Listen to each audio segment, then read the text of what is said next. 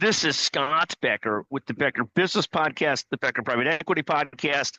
Today's discussion is Trump akin to a manic entrepreneur? So here's the issue with President Trump. All things considered, we're almost a year into his presidency, or not quite that. It's been a fascinating ride. From a financial perspective, the stock market is way up, and business conditions seem to be pretty good, getting closer to rate cuts. And many could give the same criticism of Trump that you gave to Biden, that of course the market's up. We're pouring so much money into deficit spending. How could it not be up? So in terms of overall performance, I don't know where you grade President Trump on the world stage. Clearly, he is trying hard to make things to bring peace to Ukraine and Russia and to the Middle East. And hate him or like him, kind of give some credit to him for that.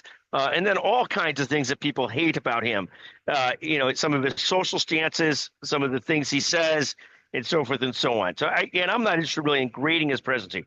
What I do think is fascinating as entrepreneurs watch Trump is entrepreneurs, particularly solo entrepreneurs, small company entrepreneurs, medium-sized business entrepreneurs, are often trying multiple different things to see what works, what doesn't work, and then they retreat and change and try something again and try something again.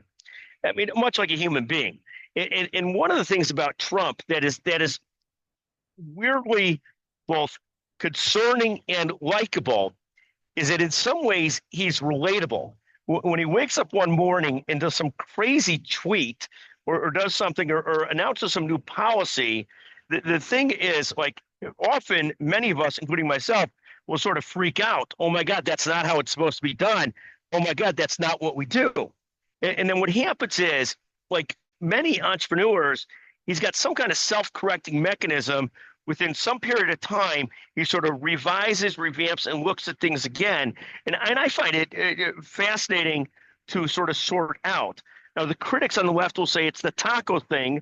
Trump attacks, then chickens out, the taco trade. And you could say that. The more positive view would be to say he's very much in some ways like an insane everyman trying to figure it out. And I think that's one of the reasons why he's more popular than he otherwise would be, given some of the really harsh parts of his personality. So I guess this concept is Trump like the manic entrepreneur?